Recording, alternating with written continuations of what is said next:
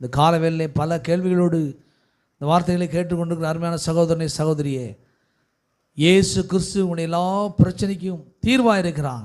காரணமாக இல்லை, பிசாசு தான் காரணம். ஆனால் இயேசு கிறிஸ்து தீர்வாக இருக்கிறான் என்பதை நான் உங்களுக்கு ஞாபகப்படுத்துகிறேன். யார் புரட்டித்தல்வான்னு சொல்லி அவ்விதமாக கவலைப்பட்டிருப்பதை நிறுத்திவிட்டு தூரத்தில் பாருங்கள், ஏறெடுத்து பாருங்கள். கிறிஸ்து உங்களுக்காக கல்வாரி சிலுவையிலே பட்ட பாடுகளை நினைத்து பாருங்கள். அவர் எனக்காக மரித்து அடக்கம் பண்ணப்பட்டு இன்றைக்கு உயிரோடு எழுந்திருக்கிறார் என்பதை பாருங்கள்.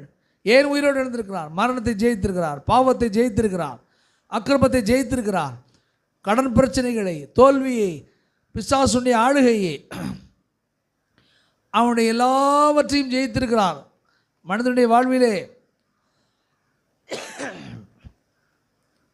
வருகிற விரும்பத்தகாத எல்லா காரியங்களையும்